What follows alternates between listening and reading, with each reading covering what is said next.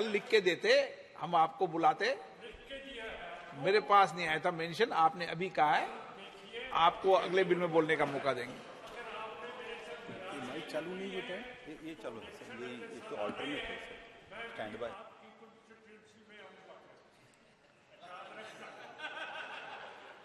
माननीय गृह मंत्री जी, मेरी कॉन्स्टिट्यूंसी तो पार्लियामेंट है भी। माननीय अध्यक्ष जी, आज मैं जम्मू कश्मीर पुनर्गठन संशोधन विधेयक 2023 और जम्मू कश्मीर आरक्षण संशोधन विधेयक 2023 इस पर इस सदन में जो बहस हुई है, इसका जवाब देने के लिए मैं खड़ा हुआ। मुझे एक बात का आनंद भी है और हमारी संसदीय प्रणालिका के लिए अच्छा भी है कि किसी ने इस बिल के तत्व का विरोध नहीं किया है, इस बिल के हार्द का विरोध नहीं किया। मान्यवर, लगभग 6 घंटा चर्चा चली और कांग्रेस के श्री अमर सिंह से लेकर अधीर रंजन जी तक 29 वक्ताओं ने अपने अपने तरीके से विचार व्यक्त किए, मगर बिल के उद्देश्यों के साथ बाय एंड लार्ज सभी ने सहमति व्यक्त की। ये मैं सभी का धन्यवाद करना चाहता हूं।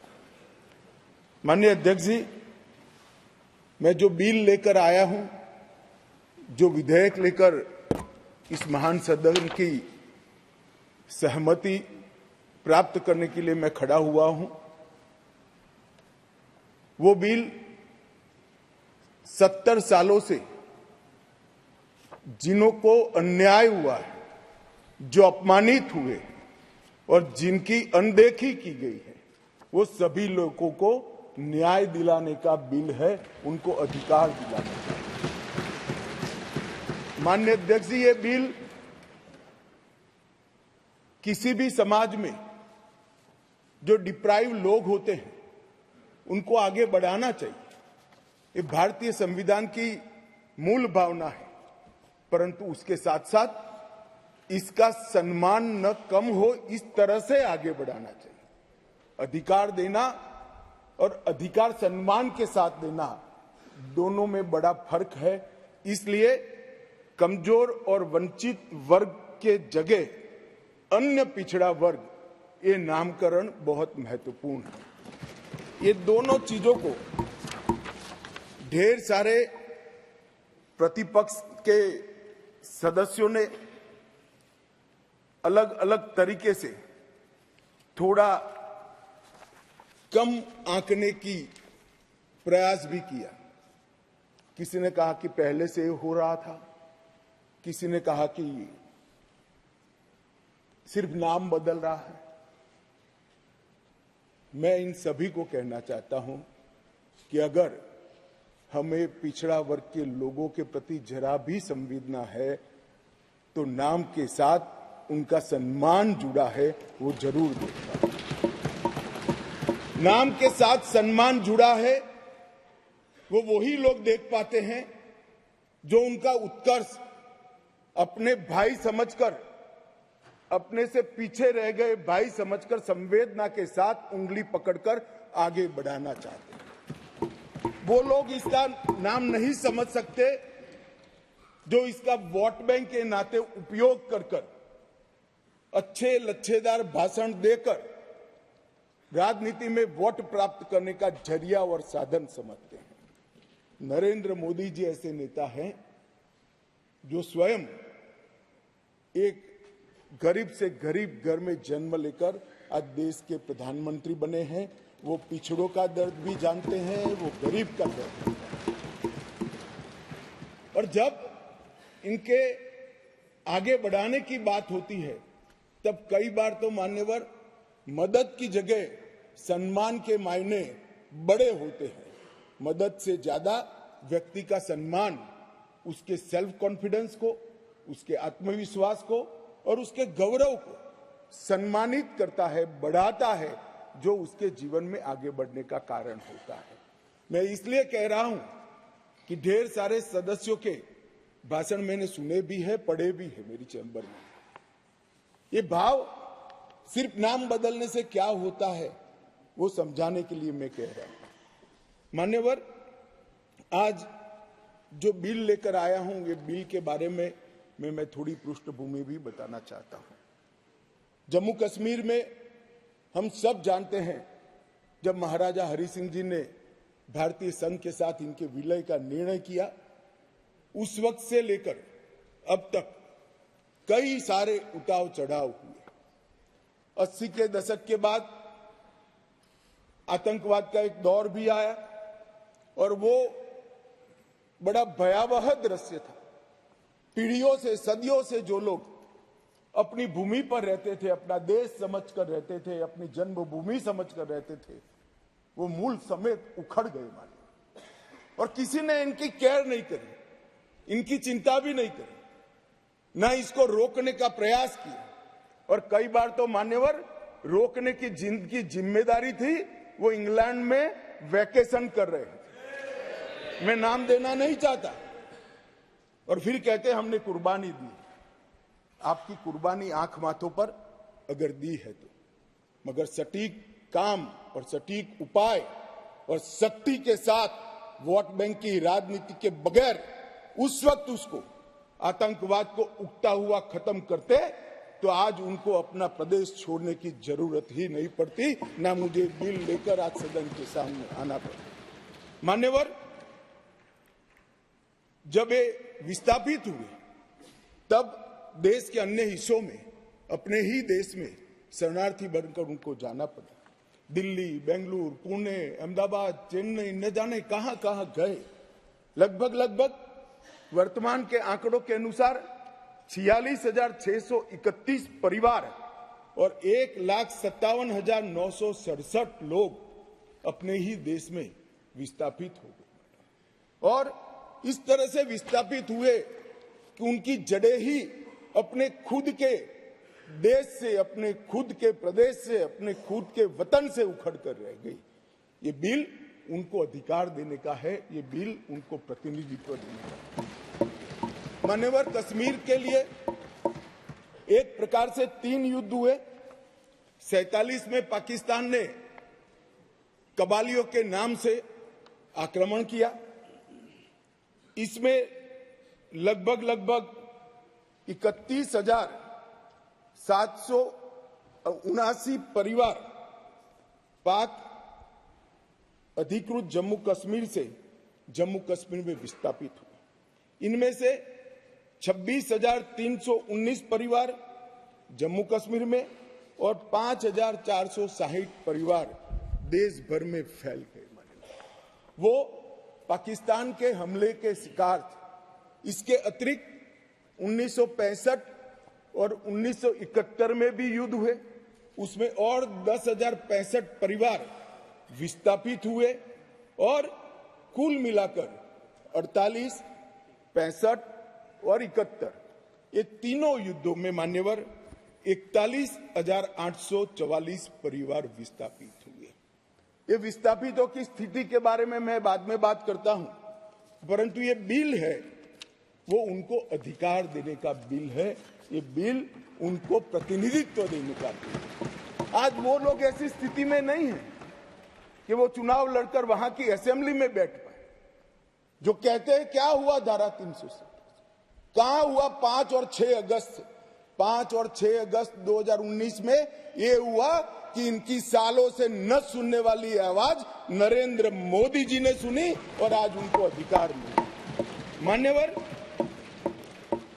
जिस 5 और 6 अगस्त का बिल 2019 का कुछ लोगों को जूते में पड़े कंकर की तरह खटकता है, उनको मैं बताना चाहता हूं, इसी बिल का हिस्सा था न्यायिक डिलिमिटेशन।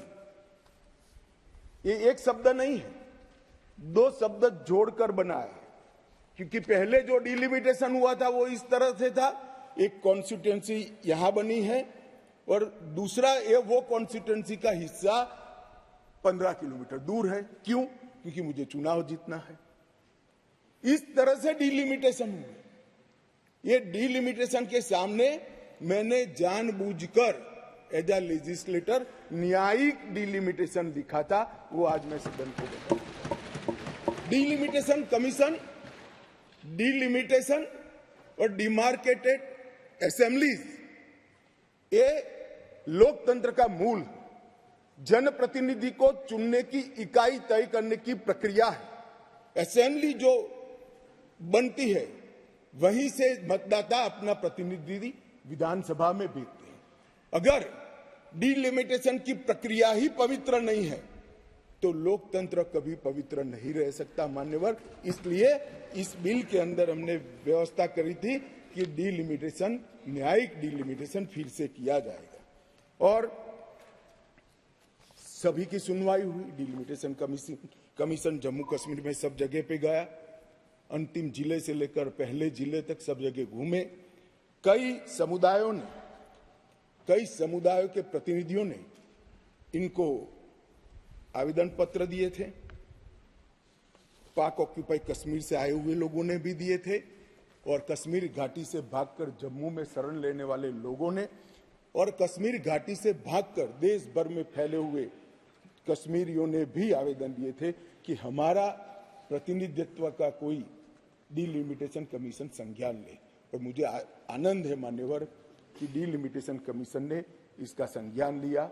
भारत के इलेक्शन कमिश्नर ने विधानसभा में 2 सीटें कश्मीरी विस्थापितों के लिए नामांकन की जा सके और 1 सीट अनधिकृत ऑक्यूपेशन जो हमारे कश्मीर का हिस्सा पाकिस्तान कर बैठा है, वहां से विस्थापित लोगों में से एक व्यक्ति को नॉमिनेट करना पड़े।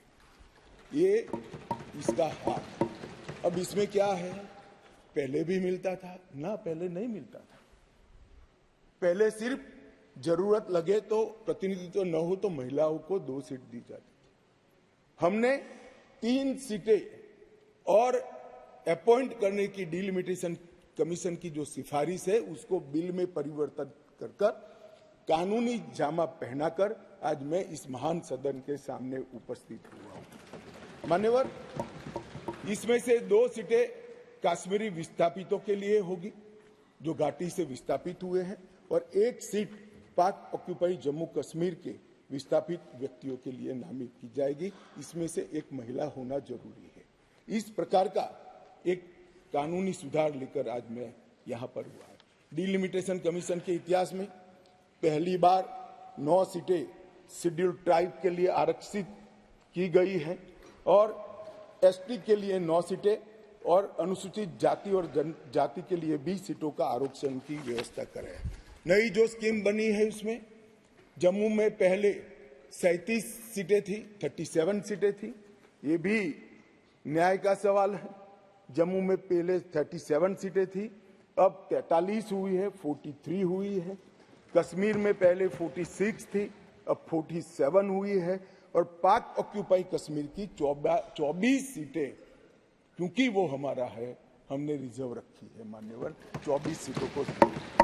इस तरह से पहले 107 सीटें जम्मू कश्मीर विधानसभा में थी, अब 114 सीटें हुई है। पहले 2 नॉमिनेटेड मेंबर हुआ करते थे, अब 5 नॉमिनेटेड मेंबर मान्यवर इसमें होंगे। जम्मू कश्मीर के कानून के हिसाब से 2 महिलाओं को राज्यपाल द्वारा मनोनीत किया जाता है और धारा 15 के अनुसार किया जाता है। और अब इसमें कश्मीरी प्रवासियों में से 2, जिसमें से 1 महिला, और पाक ऑक्यूपाई कश्मीर से 1 नामांकन किया जाएगा। मान्यवर, ये इसलिए संभव हुआ है कि 5 और 6 अगस्त को ये ऐतिहासिक बिल नरेंद्र भाई ने कैबिनेट में पारित किया और इस सदन ने इसको परमिशन दी, इसको मान्यता दी और धारा 370 चली गई। इसी का हिस्सा था ये डिलिमिटेशन कमीशन। मान्यवर, सुरक्षा का परिदृश्य में इस पर बाद में बात करूंगा। ढेर सारे सदस्यों ने इसकी चिंता भी व्यक्त की है, मैं भी चिंतित हूं, परंतु क्या हुआ है वो बताना ये मेरा फर्ज है, क्योंकि एक ओर से रिकॉर्ड पर चीजें आ गई है तो मुझे जवाब तो जरूर उसका देना पड़ेगा। और आज जो धारा 370 हटने के बाद क्या विकास हुआ, आतंकवाद तो अब भी चल रहा है, कश्मीरियत का कितना नुकसान हुआ, ये सारी चीजों के जवाब मैं बहुत डिटेल मान्यवर दूंगा। और ये दोनों जो संशोधन है वो संशोधन आने वाले दिनों में इतिहास इस सदन के इस प्रयास को और सदन के आशीर्वाद को हर कश्मीरी जो प्रताड़ित है वो याद रखेगा, हर कश्मीरी जो पिछड़ा है वो याद रखेगा कि नरेंद्र मोदी सरकार ने 70 साल से दर दर की ठोकरें खाने वाले भटकते हुए अपने ही देश के भाइयों बहनों को न्याय दिलाने के लिए उनको 2 सीटें का रिजर्वेशन दिया और अपना देश छोड़कर पाक ऑक्यूपाई कश्मीर से यहाँ शरणार्थी बने हुए लोगों को रिजर्वेशन दिया। और जो डिप्राइव थे उनको कमजोर लोग ऐसे अपमानित करने वाले शब्द की जगह पिछड़ा वर्ग का संवैधानिक शब्द इनके लिए रखकर आज ये बिल लगभग आया। इन्होंने क्या कहा, कई सदस्यों ने पूछा कि क्या हुआ है इनके लिए, विस्थापितों के लिए क्या हुआ है, रिजर्वेशन देने से क्या होगा। रिजर्वेशन देने से उनकी आवाज कश्मीर की विधानसभा में गूंजेगी और फिर कोई ऐसी स्थिति करना जाएगा तो नहीं रोकेंगे वो, क्योंकि उनकी आवाज वहां। मान्यवर, इसके अलावे 5,675 कश्मीरी विस्थापित परिवार आज रोजगार पैकेज का फायदा उठा रहे हैं। ऐसे कर्मचारियों के लिए 6,000 फ्लैट बनाने का प्रोजेक्ट था जो नहीं समाप्त हुआ, 14 से शुरू हुआ, मगर अब राष्ट्रपति शासन डालने के बाद लगभग 880 फ्लैट्स बन गए हैं और उनको हैंडओवर करने की प्रक्रिया चालू है। इनकी ऑनलाइन शिकायत लेकर इसके निवारण का पोर्टल भी मान्यवर शुरू कर दिया गया है। और एक बहुत महत्वपूर्ण कानून, जो लोग कहते हैं, मैं कश्मीर के जो सांसद बैठे हैं उनको विशेष रूप से कहना चाहता हूं, क्या हुआ जो कहते हैं इनको बताना चाहता हूं। मान्यवर, जब आतंकवाद चालू हुआ, निशाना बनाकर सबको भगाना शुरू हुआ, घड़ियाली आंसू बहाने वाले तो मैंने बहुत देखे, शब्दों से अच्छे तरीके से सांत्वना देने वाले मैंने बहुत नेता देखे हैं, मगर नरेंद्र मोदी एकमात्र व्यक्ति ऐसा है जिन्होंने इनके आंसू साच अर्थ में पोंछने का काम किया। मान्यवर, उनकी पीड़ा का हम कल्पना नहीं कर सकते, जो करोड़ों रुपए का प्रॉपर्टी वहां छोड़कर जान बचाने के लिए कहीं बेंगलुरु, कहीं अहमदाबाद, कहीं दिल्ली, कहीं जम्मू में जाकर कैंप में रहे हैं, अपने स्तर से बहुत नीचे जीवन जी रहे हैं। इनकी पीड़ा की कल्पना हम नहीं कर सकते बाकी के देश के हिस्से में रहकर, मगर जब वहां से भागे वो, करोड़ों रुपए की संपत्ति किसी ने कब्जा ली। कब्जा लेने के बाद कहा कि अब तुझे कुछ नहीं मिलेगा, मैं जो देता हूं वो ले लो। औने पौने दाम में करोड़ों रुपए की संपत्ति एक प्रकार से छीन ली गई और प्रशासन चुपचाप बैठा, कोई कदम नहीं उठाए। और मान्यवर, हमने इसका रास्ता ढूंढा, नया कानून बनाया और वो रिट्रोस्पेक्टिव इफेक्ट से उनको वापस देने का काम भारतीय जनता पार्टी की नरेंद्र मोदी सरकार। ये पूछते हैं क्या हुआ था वो भी बताया और अब क्या हुआ वो भी बताया। और बहुत बोले हो, धैर्य रखना सुनने का, आज जरा धैर्य रखकर सुनना। और मेरा निवेदन है, जितने बैठे कम ही बैठे हैं, चले न जाए। मान्यवर, अधिवास प्रमाण पत्र लगभग 1.6 लाख लोगों को अधिवास प्रमाण पत्र देने का काम ये भारतीय जनता पार्टी की सरकार ने। नरेंद्र मोदी जी के प्रधानमंत्री बनने के बाद प्रति व्यक्ति 3250 रुपया और अधिकतम सीमा परिवार में 13,000 रुपया कैश डॉल दिया जाता है इन लोगों को। प्रति व्यक्ति 9 किलो चावल, 2 किलो आटा और 1 किलो मासिक चीनी देने का काम हमारी सरकार करती है माननीय। और पाक ऑक्युपाई कश्मीर से जो लोग आए थे उनको एक मुश्त 5.5 लाख रुपया एक साथ देने का काम ये नरेंद्र मोदी। जो लोग कहते थे कि क्या हुआ, आप तो मूल से ही कटे हो साहब, मूल के साथ संपर्क ही नहीं, कैसे मालूम पड़ेगा बदलाव क्या हुआ। इंग्लैंड में वैकेशन कर कर जम्मू कश्मीर के बदलाव का अनुभव नहीं कर सकते हो मान्यवर। हमने दादा बैठो, दादा बैठो। आपको नहीं कह रहा हूं दादा, बैठ जाइए। आप कहां कश्मीरी हो?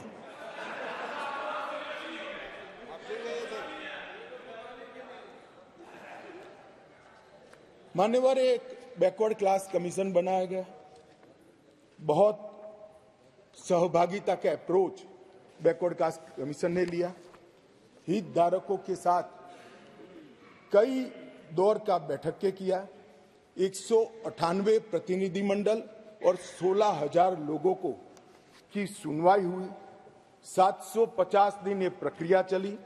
सभी 20 डिस्ट्रिक्ट में जाकर ये सुनवाई की गई और लगभग 26,000 से ज्यादा पोस्ट में मिली हुई लिखित अर्जियों को भी संज्ञान में ले लिया गया।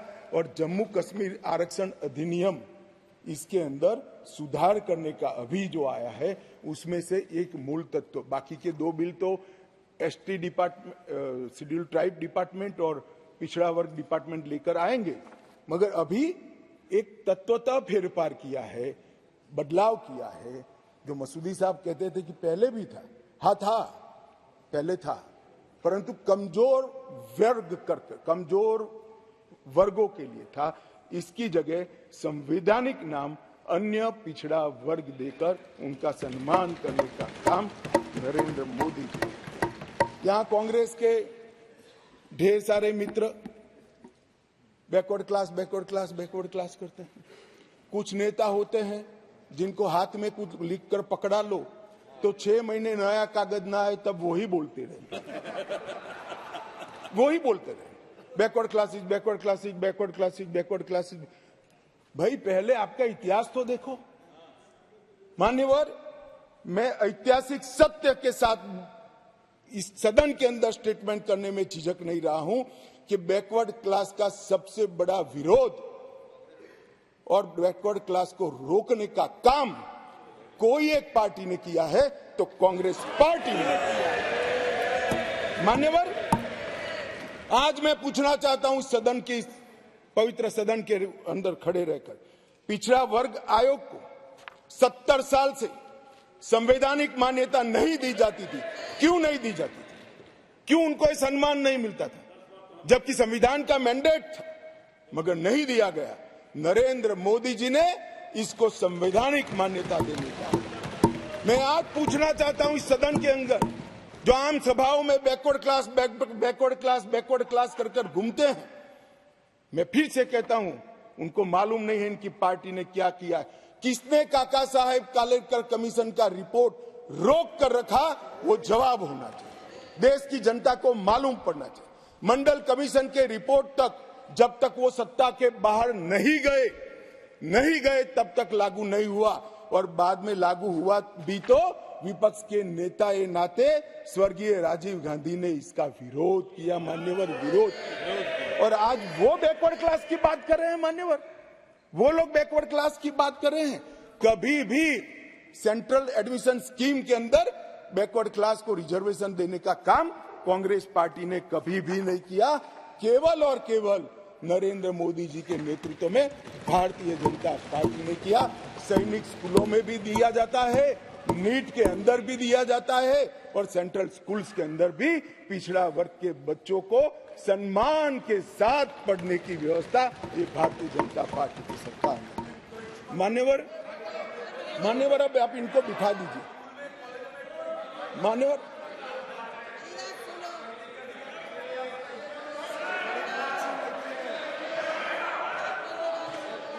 मान्यवर, अब तक डिप्राइव लोगों की बात करते हैं। अब तक ईडब्ल्यूएस, इकोनॉमी का रूप से पिछड़े लोगों को आरक्षण देने की बात कभी नहीं सोची गई। पहली बार नरेंद्र मोदी जी ने अनारक्षित जातियों के गरीब बच्चों को 10% रिजर्वेशन देने का काम। और मान्यवर, आज ये नामकरण में भिन्नता से क्या होता है इनको मालूम नहीं है। इनको मालूम नहीं है। मानो मेरी माँ का नाम कुसुम है, मैं उसको कुसुम बोलता हूँ और माँ कहता हूँ। दोनों को बीच में कितना अंतर है वो माँ को ही मालूम पड़ता है और किसी को मालूम नहीं। नाम तो वही है, व्यक्ति वही है, मगर किस भाव से बुलाया जाता है। जब बच्चा माँ कहकर बुलाता है तो जो प्यार और स्नेह और वात्सल्य आता है वो माँ से ही आता है, नाम से नहीं आता है। मान्यवर, ये नहीं समझ पाएंगे। ये भाषा का सुधार नहीं है, एक कंसेप्ट का सुझाव है, नजरिए का सुझाव है और देखने के दृष्टिकोण का सुझाव है जो नरेंद्र मोदी सरकार कर रही है।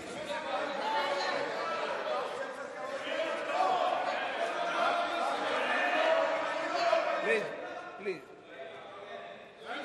अरे यार अधीर रंजन, मैं एक बात कहता था कि एक नेता लिखा हुआ पढ़ते ही रहते थे, पढ़ते। तुम भी वो स्क्रिप्ट पढ़ने लगे यार, ऐसा मत करो यार। अधीर रंजन जी, ऐसा मत करिए, आप माननीय विपक्ष के नेता है। मैं जरा भी पढ़। अरे आपके बारे में नहीं बोल रहे वे, माननीय अधीर रंजन जी आपके बारे में नहीं बोल रहे। Please please. मान्यवर, मैं इनको बताना चाहता हूं, आजकल करते करते मेरे 32 साल किसी न किसी सदन में हो गए। मैंने आज तक कभी लिखा हुआ भाषण पढ़ा नहीं है। मैं मन की गहराइयों से बोलता हूं। मेरे हाथ में जो कागज होता है आंकड़ों और तथ्यों को रिपेयर करने के लिए होता है, क्योंकि मैं जिम्मेदारी के साथ यहां पर हूं। मान्यवर, प्लीज प्लीज प्लीज, माननीय सदस्य प्लीज प्लीज। मान्यवर,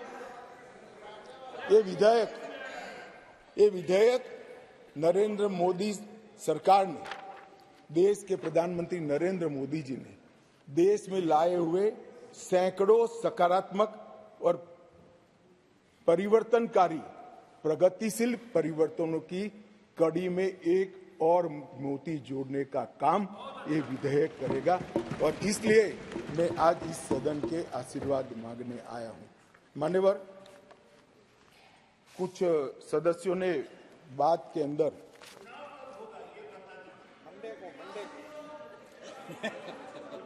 दादा धैर्य से सुनना पड़ेगा, अंत में बताऊंगा, तब तक आप टोके बगैर बैठे। मान्यवर, कुछ कानूनी और संवैधानिक मुद्दे खड़े कर पहले एक मॉरल बात लाए कि भाई जिस कानून के अंदर आप अमेंडमेंट लेकर आए हो वो कानून ही कोर्ट के सामने चैलेंज में है।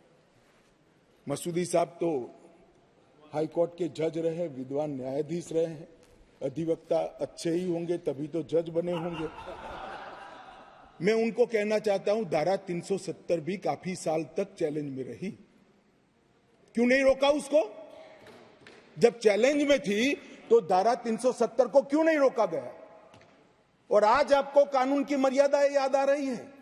फिर भी मैं स्पष्टता करना चाहता हूं, आपकी ही पिटीशन है, आप पिटीशनर हो।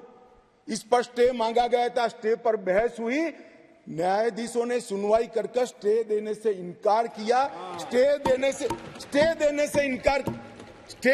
इनकार किया। मैं बहुत रिस्पॉन्सिबिलिटी के साथ यहां बोल रहा हूं, कोई स्टे नहीं है।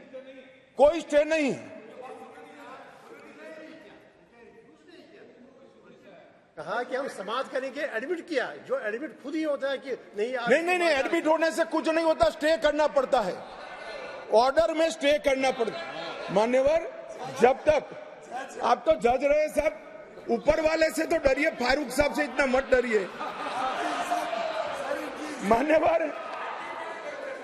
मान्यवर, पिटीशन एडमिट होने से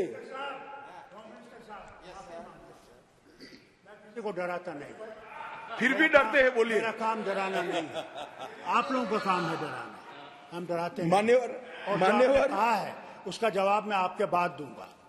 नहीं दे सकते आप, नियमों के अनुसार नहीं दे सकते।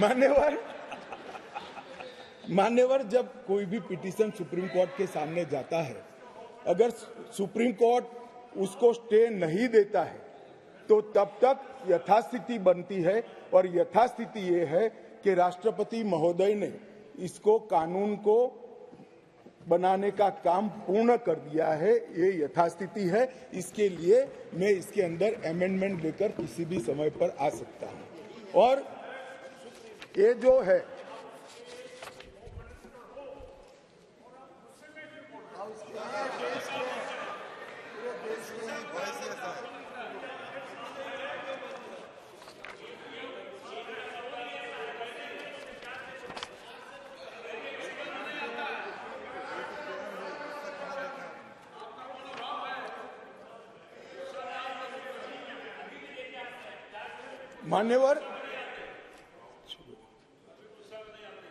मान्यवर, उसके बाद कहा गया मनीष तिवारी जी के द्वारा कि अनुच्छेद 3 में कहीं पर भी यूटी का प्रावधान नहीं है। अब मैं मान्यवर, कोई कंफ्यूजन नहीं रहना चाहिए, बहुत बड़ी बात माननीय सदस्य ने करी है। मैं अनुच्छेद 3 इस सदन में पढ़ना चाहता हूं। नए राज्यों का निर्माण और वर्तमान राज्यों के क्षेत्रों, सीमाओं या नामों में परिवर्तन, ये अनुच्छेद का मूल चीज है।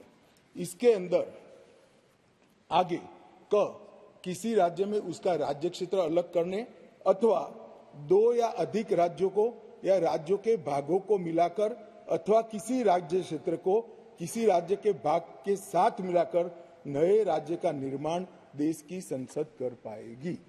अब इन्होंने कहा यूटी नहीं है, यूटी का इसमें प्रोविजन नहीं है, मगर शायद उन्होंने पूरा पढ़ा नहीं या जानबूझकर आगे उन्होंने सदन को बताया नहीं।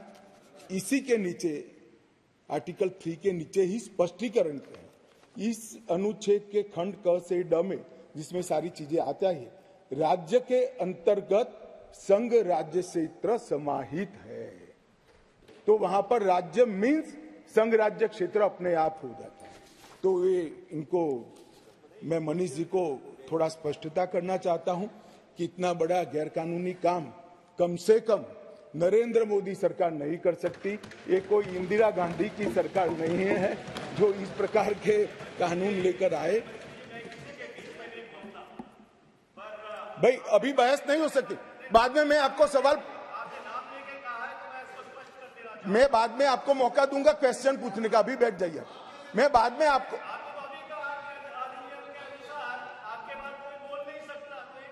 नहीं मगर प्रश्न, देखिए मनीष जी, मैं प्रश्न ले सकता हूं। मैं महोदय को अभी कहता हूं, बाद में मनीष जी का प्रश्न। चलिए, ये भी नियमों के अंदर है। मान्यवर, बाद में उन्होंने कहा कि अनुच्छेद 3 के परंतु को निलंबित करके राष्ट्रपति शासन डाला, क्योंकि ये प्री डिजाइन था। मान्यवर, मेरे पास लिस्ट है। आंध्र प्रदेश में राष्ट्रपति शासन 1973 में डाला, हम नहीं थे, कांग्रेस की सरकार थी, परंतु निलंबित किया गया था। अरुणाचल में डाला गया, परंतु निलंबित। 81 में आंध्र प्रदेश में उनकी सरकार, परंतु निलंबित किया था। 1990 में परंतु निलंबित किया था।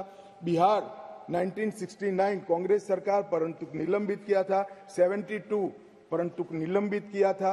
1977 परंतु निलंबित किया था। 69 बिहार, फिर गोवा 1990 परंतु निलंबित था। 1990 परंतु, मेरे पास लगभग 27 राज्यों के 70 से ज्यादा है। एक में भी वो परंतु निलंबित करे बगैर राष्ट्रपति शासन नहीं डाला गया है।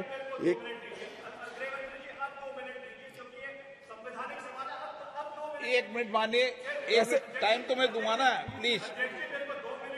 मान्यवर, मैंने कहा उनको मैं जवाब सवाल पूछने दूंगा, वो क्यों इतने विचलित हो रहे हैं?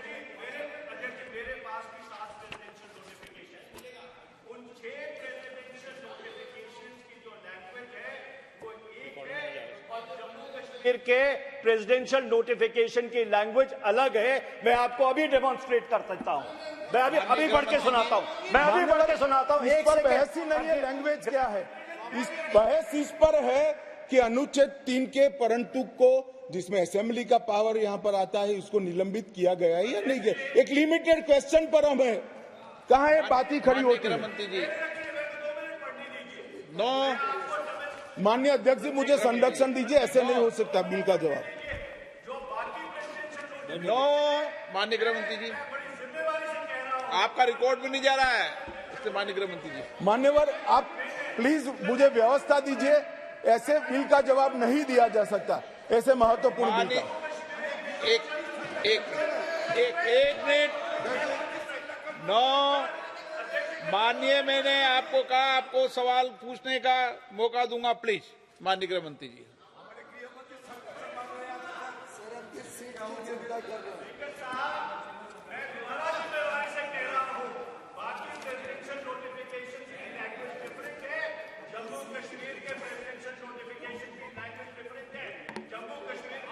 आप प्लीज नो।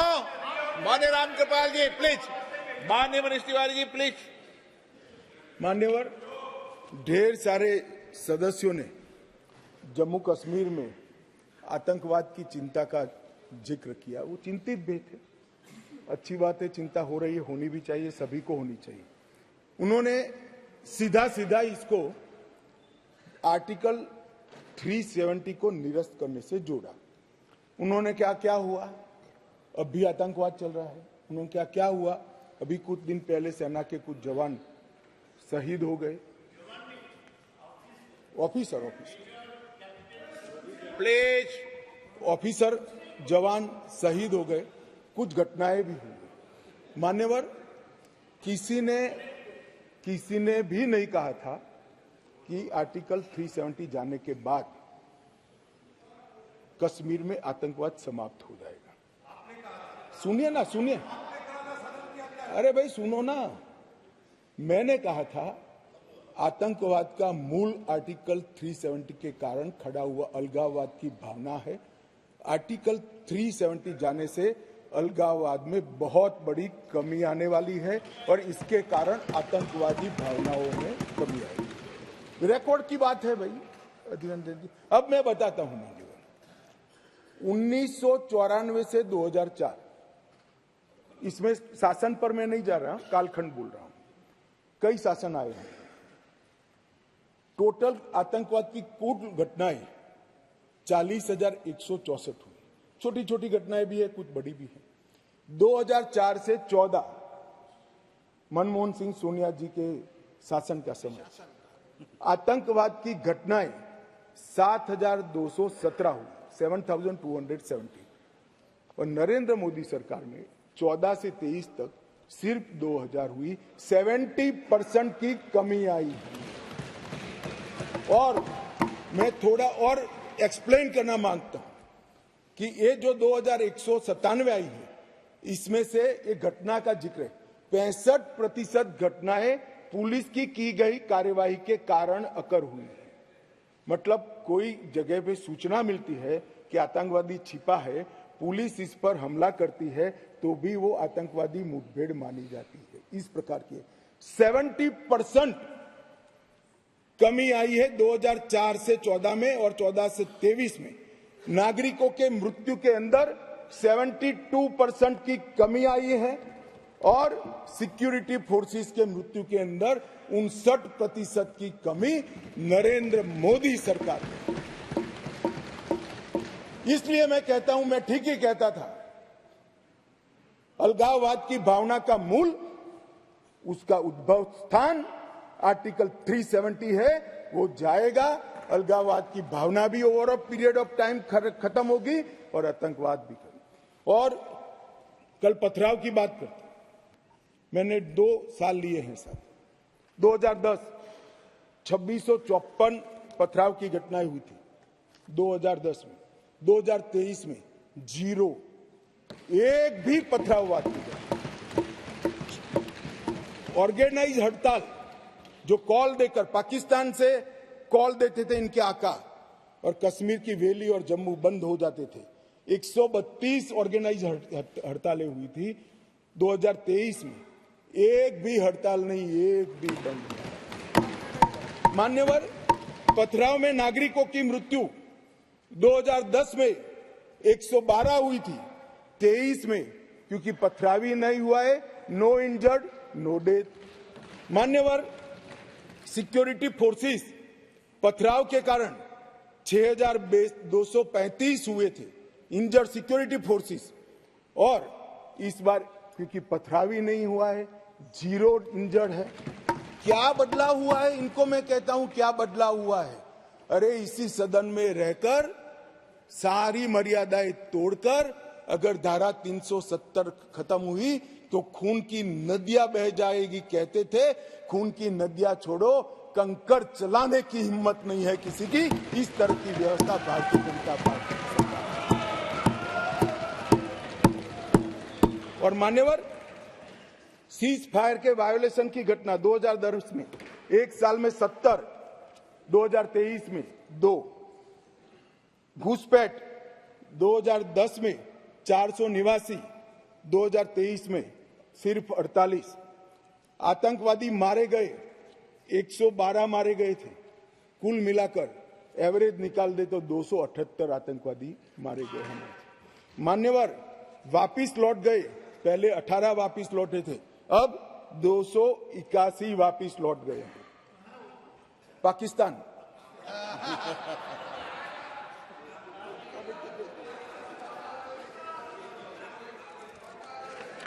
मान्यवर, और वो ऐसे ही नहीं हुआ है।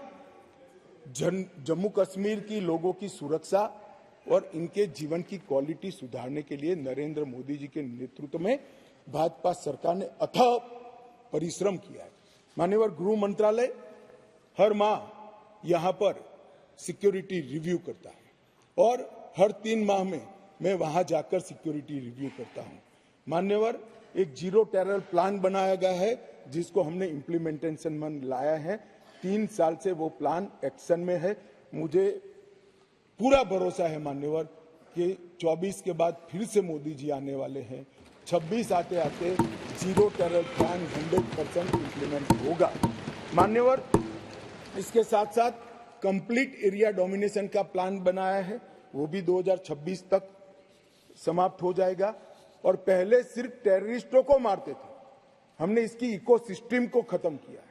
इसके साथ साथ टेरर फाइनेंस पर इकोसिस्टम को खत्म करने के लिए केस किए।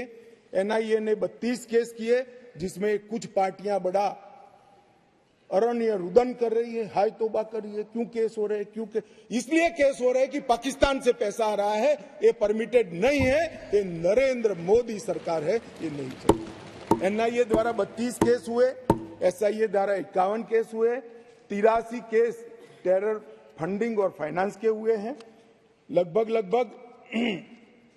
229 अरेस्ट हुए हैं। 150 करोड़ की मूल्य की 57 प्रॉपर्टी को सीज कर नीलामी के लिए कोर्ट के सामने दस्तावेज रख दिए गए और 134 बैंक अकाउंट सील किए, जिसमें 122 करोड़ रुपया सीज हुआ है और 5.5 करोड़ रुपया कैश हुई है। और मान्यवर कहते थे क्या फर्क पड़ा है? अब्दुल्ला साहब बैठे थे। अब्दुल्ला साहब, आप जब मुख्यमंत्री पद छोड़े तब से लेकर मोदी जी प्रधानमंत्री बने तब तक 19 तक जम्मू कश्मीर में थिएटर नहीं चलते थे। पूरे देश को मालूम ही नहीं है, जम्मू कश्मीर में थिएटर नहीं चलते थे। धारा 370 खत्म होने के बाद 2021 में जम्मू कश्मीर में पहला थिएटर शुरू हुआ। 30 साल के बाद क्या परिवर्तन हुआ है पूछते हैं, इसलिए मैं कह रहा हूं कि ये परिवर्तन हुआ है। श्रीनगर में एक मल्टीप्लेक्स बना, पुलवामा, शोपिया, बारामूला, हंदवाड़ा 4 नए थिएटर खुले। 100 से अधिक फिल्मों की शूटिंग शुरू हो गई। जो फारूक साहब ने अंतिम देखा होगा, बाद में नहीं देखा होगा किसी ने, अब शूटिंग शुरू हो गई है। और लगभग 100 मूवी थिएटरों के लिए बैंक लोन के प्रस्ताव आज बैंक में पेंडिंग।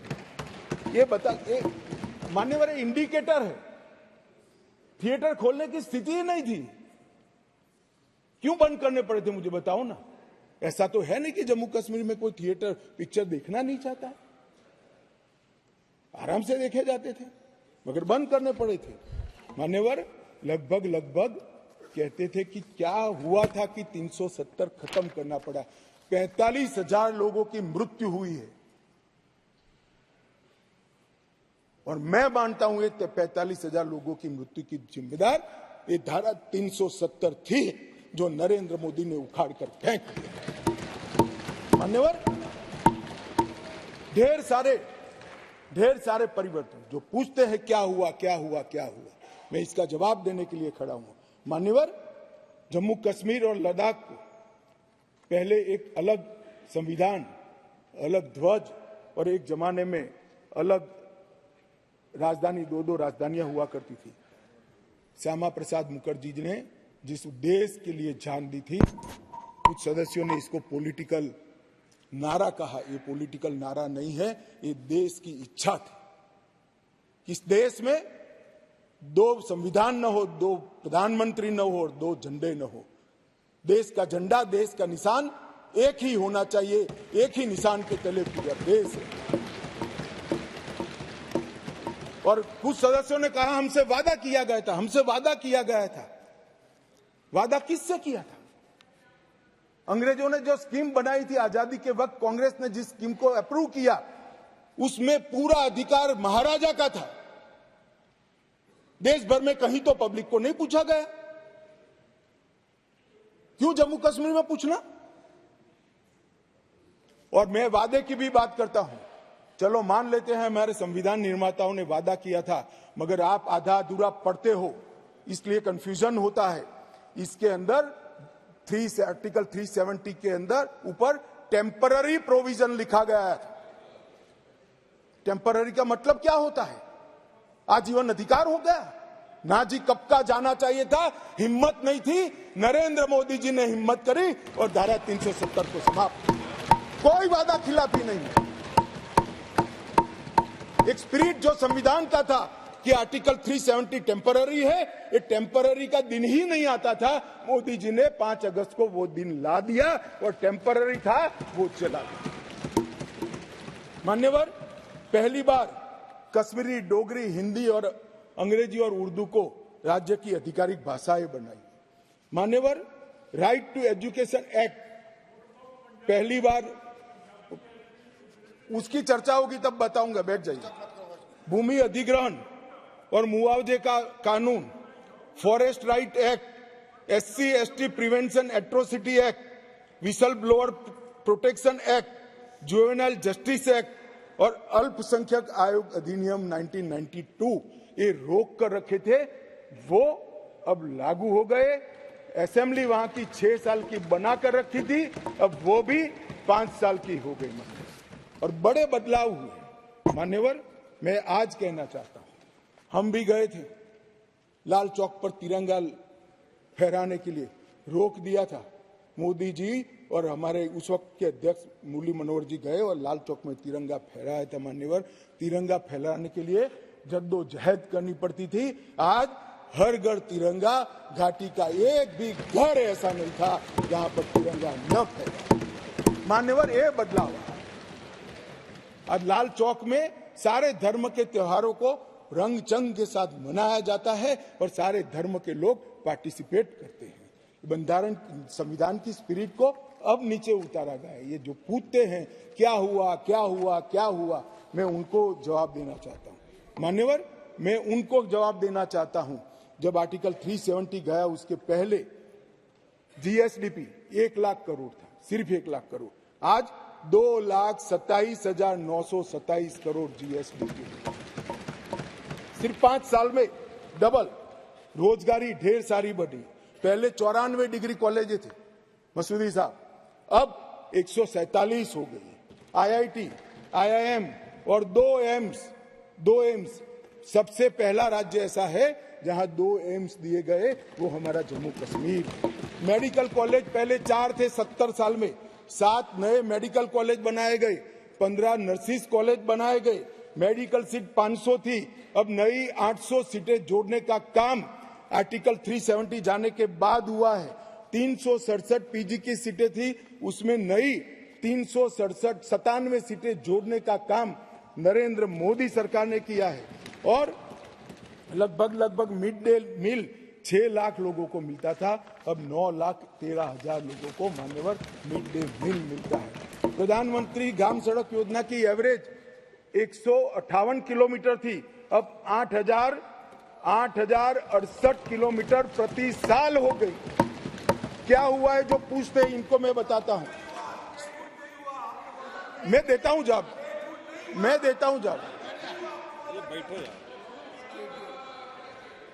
मान्यवर, स्मार्ट सिटी मिशन पहले था ही नहीं, अब 173 काम हुए हैं। प्रधानमंत्री आवास योजना में 70 साल में 24,000 घर दिए गए थे। ये 5 साल में 1,45,000 लोगों को घर देने का काम नरेंद्र मोदी सरकार। 75 साल में 4 पीढ़ियों ने 7,82,000 लोगों को पीने का पानी पहुंचा चुके थे। अब नए 13 लाख परिवारों को पीने का पानी पहुंचाने का काम नरेंद्र मोदी सरकार ने किया। मान्यवर, शिशु मृत्यु दर 22 थी, वो कम होकर 14.30 पर लाने का काम नरेंद्र मोदी सरकार ने किया है। और लगभग 47 जन औषधि केंद्र थे, इसकी जगह 227 जन औषधि केंद्रों पर आज सस्ती दवाइयां वहां पर 5 साल में मिल रही है। मान्यवर, स्पोर्ट्स में युवाओं की भागीदारी 2 लाख से बढ़कर 60 लाख तक पहुंची है, क्योंकि अब खेल हो सकते हैं। मान्यवर, पेंशन के लाभार्थी में 6 लाख से 10 लाख तक पहुंचे हैं। ये सारा परिवर्तन केवल और केवल नरेंद्र मोदी सरकार ने आर्टिकल 370 जाने के बाद किया है। और जो राष्ट्रपति शासन को क्रिटिसाइज करते हैं, उनको मैं बताता हूं, हम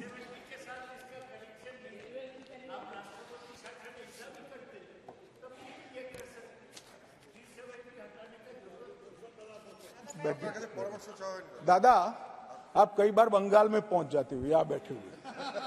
370 के कारण आतंकवाद घटा है। आतंकवाद जाने के कारण, कम होने के कारण वहां अच्छा वातावरण हुआ है। इसी के कारण ये सब डेवलपमेंट हुआ है, वरना IIM न होता, ना एम्स होता, कुछ न होता। आप नहीं समझ पाओगे। जब हमारा सरकार बंगाल में आएगा, वातावरण सुधरेगा और विकास होगा, तब मालूम पड़ेगा कि क्या परिवर्तन है।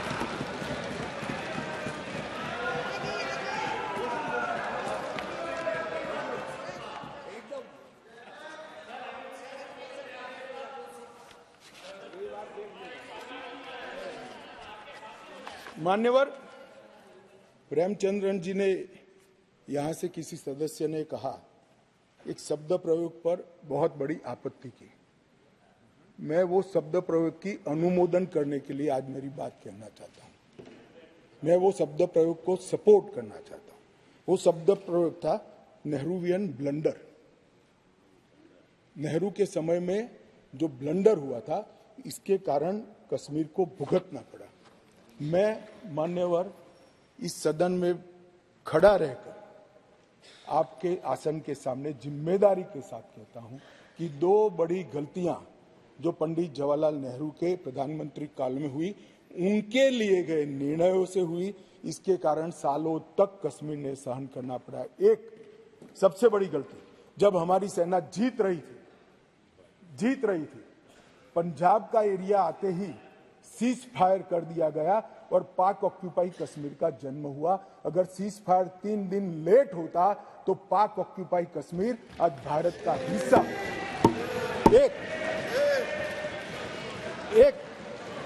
ये चर्चा में करेंगे उस दिन, बैठ जाओ।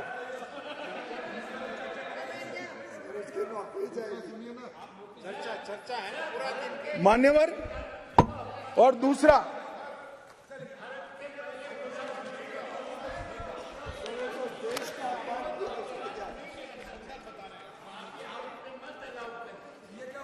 किसी का अपमान नहीं करे, संदर्भ बता रहे हो तो। हिस्टोरिकल फैक्ट है, बैठो। बैठ जाइए। उस समय हमारी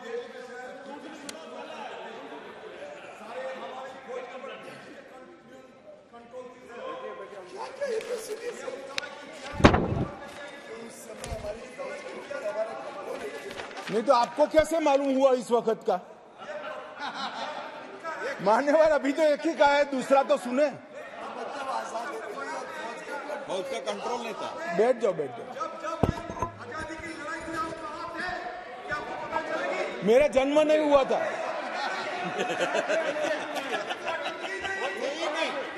मान्यवर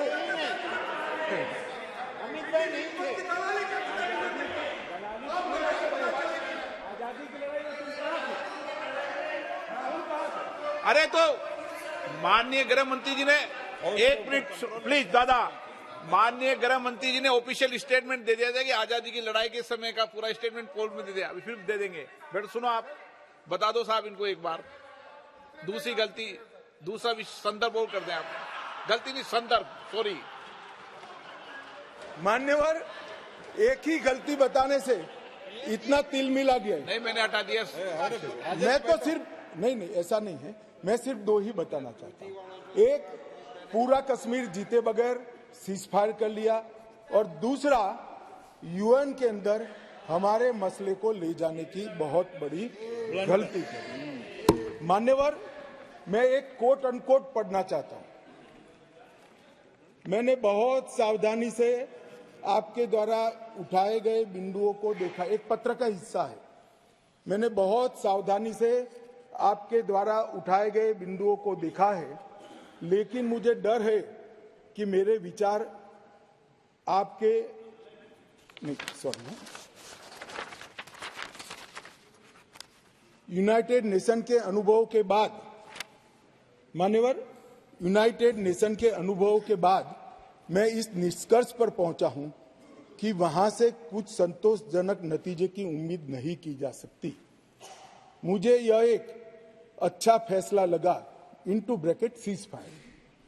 मुझे यह एक अच्छा फैसला लगा, लेकिन इस मसले को ठीक से नहीं निपटा गया। हम सीज फायर और विचार करके कुछ बेहतर मार्ग निकाल सकते थे। मुझे लगता है कि भूतकाल में हमसे द्वारा की गई गलती है। इसमें आपत्ति है? नहीं कर सकते, स्वयं जवाहरलाल नेहरू ने कहा है। अब मुझे क्या कह रहे हो? नेहरू ने स्वयं कहा है।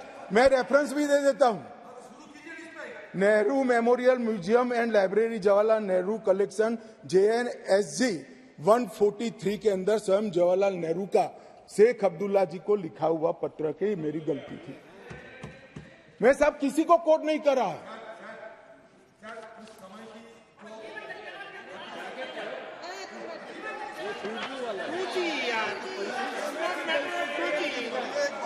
कम्युनिकेशन का मसला नहीं है।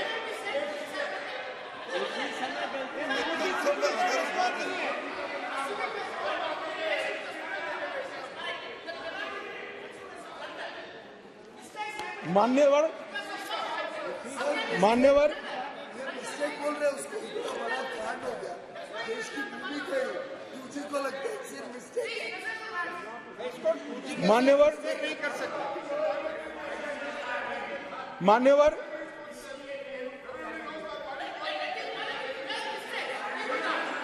सर ये सोचिए, भूमि चली गई, मिस्टेक बोलता है, ब्लंडर। मान्यवर,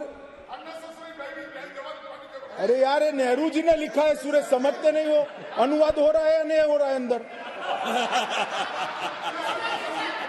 ये नेहरू जी ने कहा है, मैंने नहीं कहा है। माने मैं तो नेहरू जी का कोट पढ़ रहा हूं, क्यों गुस्से हो रहे हैं मुझ पर? गुस्सा होना है तो नेहरू जी पर होना चाहिए। ये उनका कोट है, मुझ पर गुस्से हो रहे हैं। मेरी तो समझ में ही नहीं आता है।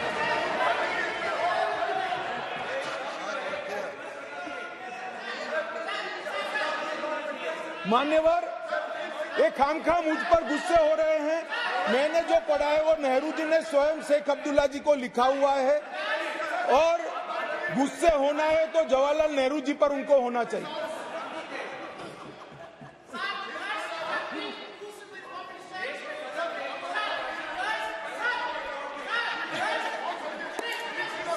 क्या हो रहा है इधर क्या हो रहा है? बैठिए प्लीज, बैठिए प्लीज, आप भी बैठिए। आप भी बैठिए माननीय गृह मंत्री जी।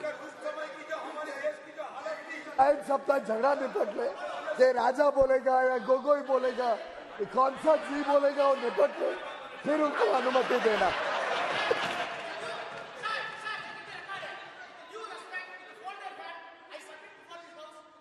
Home Minister, the words which are being used as against Nehru by the Home Minister are not at all matching to the stature of Home Minister. माननीय गृह मंत्री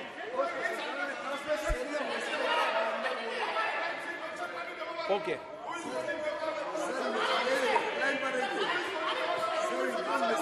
प्लीज प्लीज प्लीज बैठे प्लीज पीछे से सीनियर मेंबर कह रहे हैं आपको प्लीज बैठ जाइए।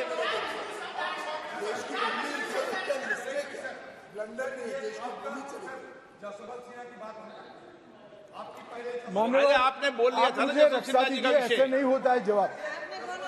आपने बोल लिया था प्लीज। अरे आपने कोट किया है, बैठो अभी। माननीय गृह मंत्री जी आपका रिकॉर्ड में जा रहा, बाकी रिकॉर्ड में जा रहा। मान्यवर, उस वक्त जब यूएन में मामला भेजना था तब भी निर्णय बहुत आनंद फानंद में लिया गया।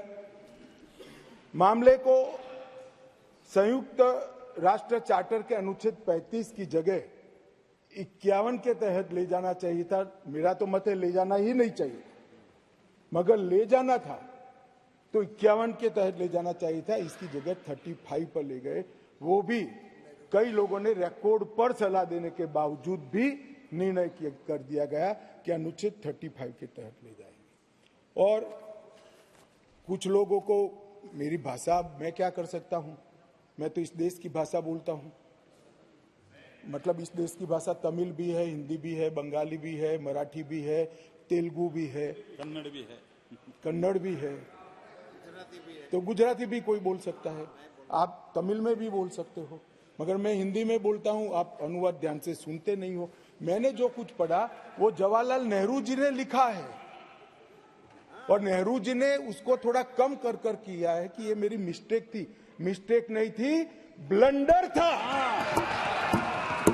इस देश की इतनी जमीन चली गई, इस देश की इतनी भूमि चली गई, वो ब्लंडर था, ऐतिहासिक ब्लंडर था।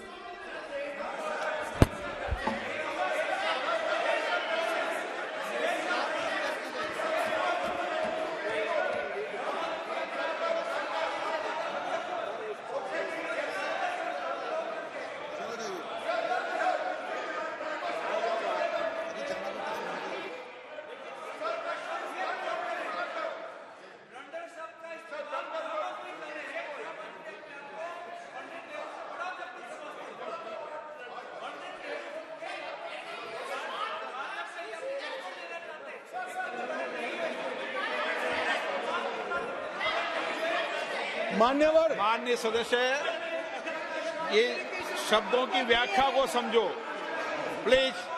No please.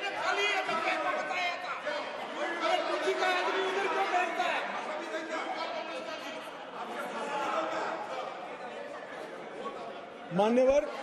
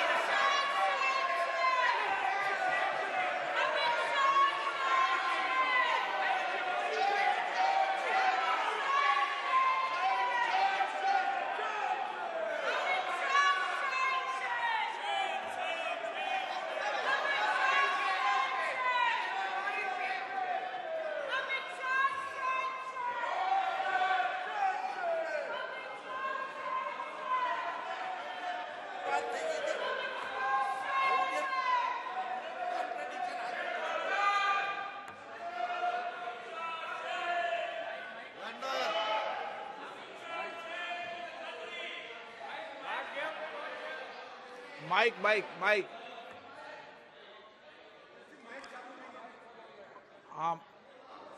आप बोलिए। और एक क्षेत्र में ब्लंडर का शब्द का प्रयोग किया गया है, वो भी जवाहरलाल नेहरू जी के क्षेत्र में, वो है हिमालयन ब्लंडर। इसके बारे में भी गृह मंत्री जी थोड़ी बात बोल सकते हैं। ब्लंडर से ऐसा है मान्यवर, मैं माननीय सदस्य को कहना चाहता हूं, माननीय सभ्यश्री को कहना चाहता हूं, खाली ब्लंडर से इतना नाराज है, हिमालयन बोलता तो इस्तीफा देकर जाते।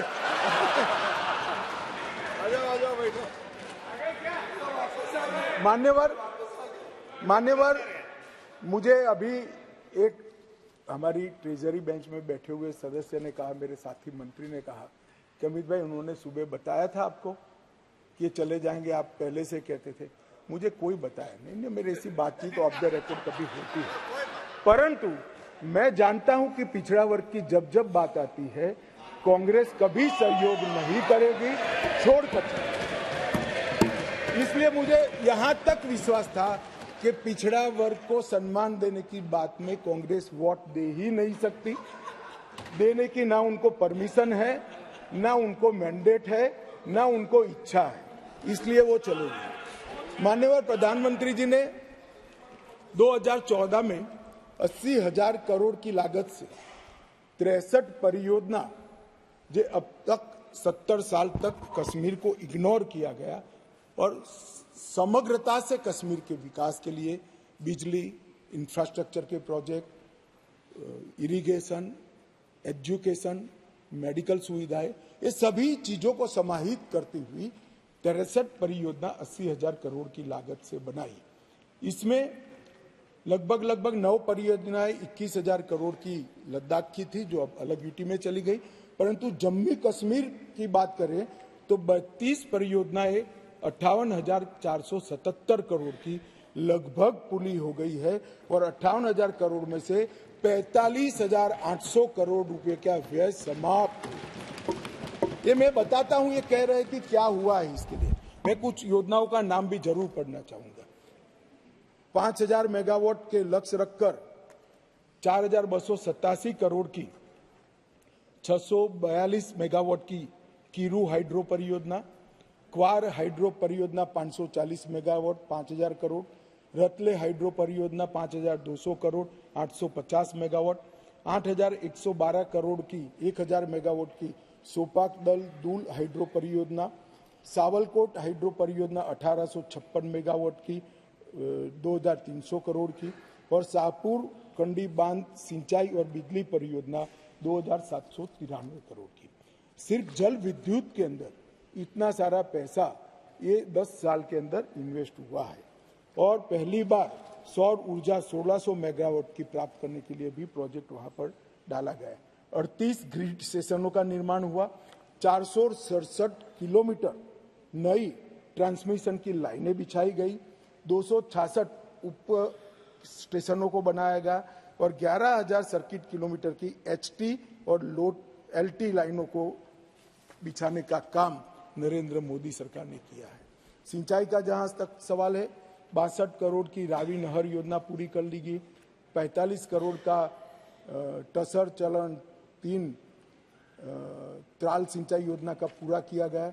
झेलम और सहायक नदियों के बाढ़ प्रबंधन के लिए 399 करोड़ के तीसरे चरण का काम पूरा हो गया, 1632 करोड़ का दूसरे चरण का काम चल रहा है और चरण 1 का काम पूरा होकर 31,800 क्यूसेक से बढ़कर 41,000 क्यूसेक की परिवहन की क्षमता आज परिवहन कर रही है। शाहपुर कंडी बांध परियोजना भी पूरी हो गई है। जम्मू प्रांत की प्रमुख नहरों से 3 पीढ़ियों से गाद नहीं निकाली गई थी, 59 दिन में ही राष्ट्रपति शासन लगने के बाद गाद निकालने का काम 70 साल के बाद पूरा हुआ है। रेल नेटवर्क का विस्तार हुआ है, 3,127 करोड़ रुपये की अनुमानित लागत से 8.45 करोड़ की लंबी विंड ट्यूब काजीकुंड बनिहाल सुरंग का निर्माण हो गया है और लगभग 8,000 किलोमीटर नए रोड ग्रामीण सड़क योजना के बना है। जम्मू कश्मीर के 10 शिल्प को जीआई टैग मिला, डोडा का गुच्छी मशरूम भी जीआई टैग मिला RS पूरा के बासमती चावल को जैविक प्रमाण पत्र जारी किया गया और समग्र कृषि विकास के लिए 5013 करोड़ की योजना की गई। पूरे देश में सिर्फ गरीब व्यक्तियों को 5 लाख तक का स्वास्थ्य का पूरा खर्चा सरकार उठाती है साहब, पूरे देश में सिर्फ गरीबों का उठाती है। जम्मू कश्मीर में सभी व्यक्तियों का 5 लाख तक का पूरा खर्चा आज सरकार उठाती है। हमने बहुत रुजुता के साथ, बहुत संवेदनशीलता के साथ जम्मू कश्मीर को संभालने का कहा है। जो लोग कह रहे थे क्या हुआ, भारतीय जनता पार्टी का शासन आने के बाद अंतिम पर्यटक 14 लाख थे, अब 2022-23 में 2 करोड़ पर्यटकों ने जम्मू कश्मीर का, और जून 23 तक 1 करोड़ समाप्त हो गया है। मुझे विश्वास है कि 2 करोड़ का भाजपा सरकार, नरेंद्र मोदी सरकार का रिकॉर्ड नरेंद्र मोदी सरकार ही समाप्त हो इस दिसंबर में रिकॉर्ड किया। जम्मू कश्मीर जो एक ऐसा गंतव्य स्थान बना है जिसका वातावरण प्राकृतिक हो, मानांक वैश्विक हो, दृष्टिकोण आधुनिक हो, आतिथ्य पारंपरिक हो और अनुभव में मनोरंजन और रोमांच दोनों हो, इस प्रकार का एक पर्यटक स्थल आज बना है। होम स्टे की नीति बनी है, फिल्म की नीति बनी है, हाउस बोट के लिए भी एक पॉलिसी बनाने का काम कर रहा है। जम्मू रोपवे परियोजना 75 करोड़ खर्च कर पूरा कर ली गई है और इंडस्ट्रियल पॉलिसी भी पूरी कर ली गई है। और मैंने फिर से, आप फारूक साहब आए इसलिए फिर से कहना चाहता हूं कि पूरे देश भर में गरीबों को ही 5 लाख रुपया का स्वास्थ्य का पूरा खर्चा नरेंद्र मोदी सरकार उठाती है। जम्मू कश्मीर में सभी लोगों का 5 लाख।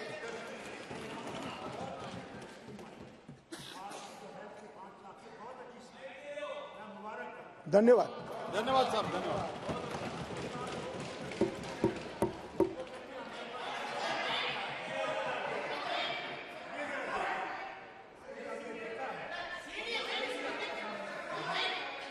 अरे राजा, एक टेली कम्युनिकेशन का नहीं है यार, कश्मीर का है, काहे को खड़े हो जाते हैं?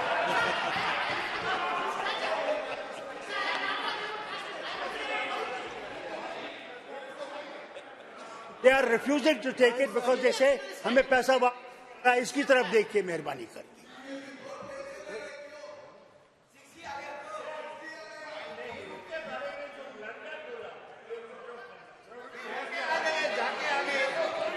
मान्यवर बैठिए दादा, आपके जाने के बाद एक माननीय सदस्य खड़े हुए, उन्होंने कहा इसके लिए ब्लंडर नहीं हिमालयन ब्लंडर भी शब्द प्रयोग किया गया। मान्यवर, अंत में मैं जो बिल लेकर आया हूं, अंत में मैं जो बिल लेकर आया हूं वो सालों से जो वंचित थे, अधिकारों से वंचित थे, अपना देश, अपना प्रदेश, अपना घर, अपनी भूमि, अपनी जायदाद छोड़कर अपने ही देश में निराश्रित हो गए, ऐसे लोगों को अधिकार लेने का बिल है। जिनका देश ही छूट गया, ऐसे लोगों को अधिकार लेने का बिल है। और जो वर्षों से सम्मान से वंचित थे, ऐसे पिछड़ा वर्ग के लोगों को संवैधानिक शब्द अन्य पिछड़ा वर्ग से सम्मानित करने का ये बिल है। मैं अतः सदन से निवेदन करना चाहता हूं कि मेरी पार्टी का आप जरूर विरोध करिए, प्रधानमंत्री जी की नीतियों का भी करिए, मेरा व्यक्तिगत तौर पर भी करिए, मगर ये बिल का उद्देश्य बहुत पवित्र है। कम से कम पिछड़ा वर्ग के लोग और हमारे विस्थापित हैं, उनकी ओर देखते हुए आप समर्थन करिए और इसको सर्वानुमत से पास करिए।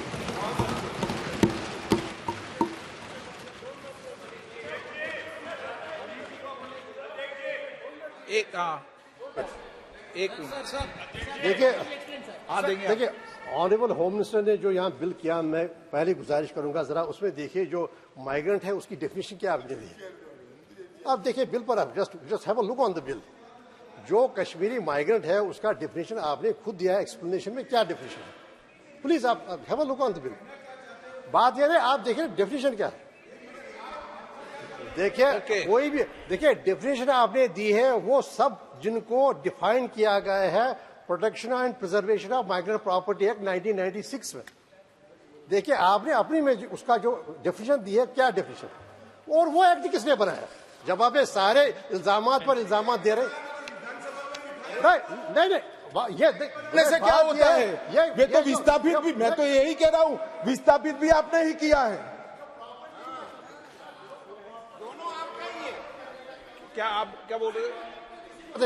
जनाब आपने कहा कि आपको सुप्रीम कोर्ट से नहीं मिला स्टेट, आपने सही कहा, लेकिन क्या सुप्रीम कोर्ट ने डिक्लाइन किया? बल्कि ये ऑब्जर्व किया कि हम पावरलेस नहीं है कि हम अंडू करें अगर ये कोई कदम उठाएंगे इम्प्लीमेंटेशन के लिए। तीसरी बात, ये सुप्रीम कोर्ट ने ये नहीं कहा कि डिक्लाइन किया। अब 2 मिनट कीजिए ना, आपने डिक्लाइन नहीं किया, रिफ्यूज नहीं किया। दूसरी बात, तो जनाब आपने कहा टेम्पररी की बात। मनीष तिवारी जी, नो सबको नहीं।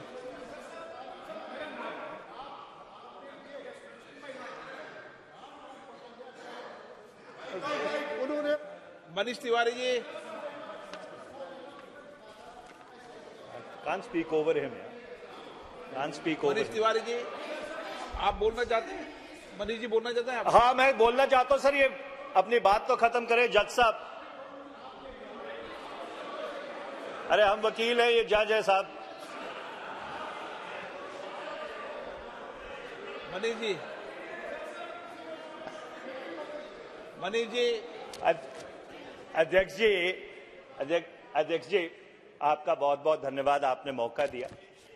कल जब मैंने ये बात कही कि 5-6 अगस्त 2019 को जो इस सदन में हुआ उसकी न्यू दिसंबर 2018 में रखी गई थी, तो माननीय गृह मंत्री जी ने उस पर आपत्ति उठाई। मैं जो प्रेसिडेंशियल प्रोक्लेमेशन की स्टैंडर्ड लैंग्वेज है वो पढ़ के सुनाना चाहता हूं, और जो जम्मू और कश्मीर की प्रेसिडेंशियल प्रोक्लेमेशन थी उसकी जो भाषा है वो पढ़ के सुनाना चाहता हूं। सिर्फ 2 मिनट लगेगा। जो स्टैंडर्ड प्रेसिडेंशियल प्रोक्लेमेशन है, और मुझे साथ की कॉपी मेरे पास मौजूद है, उसमें धारा 3 को लेकर स्टैंडर्ड लैंग्वेज है, so much of the proviso to Article 3 as relates to the reference by the President to the legislature of the states। 89 से लेके 2019 तक हर प्रेसिडेंशियल प्रोक्लेमेशन में इसी भाषा का प्रयोग किया गया है। जम्मू कश्मीर की जो प्रेसिडेंशियल प्रोक्लेमेशन है उसमें उसको कैसे प्रयोग किया गया? So much of the first proviso of Article 3 of the Constitution as relates to the reference by the President to the legislature of the state, और इसको ध्यान से सुनिएगा गृह मंत्री जी, and the second proviso of that article। ये second proviso क्या है? ये second proviso ये है, जब धारा 3 में आप किसी भी स्टेट को रीऑर्गेनाइज करते हैं तो बगैर उसकी असेंबली को कॉन्फिडेंस में लिए आप वो रीऑर्गेनाइजेशन नहीं कर सकते। और इसीलिए मैं कह रहा हूं, जो आपने 5-6 अगस्त 2019 को किया उसकी न्यू आपने दिसंबर 2018 में रखी थी। एक बात। दूसरा, जब आपने कॉन्स्टिट्यूशनल ऑर्डर 272 निकाला और 367(4) उसमें प्रावधान किया और कहा कि लेजिस्लेटिव असेंबली का मतलब भारत की संसद है, आप ये भूल गए। जब आपने पार्लियामेंट को जम्मू कश्मीर की असेंबली में तब्दील किया तो जम्मू कश्मीर संविधान की धारा 147 है, which says that no bill can be entertained in the legislative assembly which changes the constitutional arrangements between Jammu and Kashmir and the Union of India। सभी प्रकार के खबरों के लिए जुड़े रहिए सरपंच टीवी के साथ। धन्यवाद। पढ़ी संविधान की। चैनल को सब्सक्राइब करना ना भूलें एवं वीडियो को लाइक और शेयर अवश्य करें।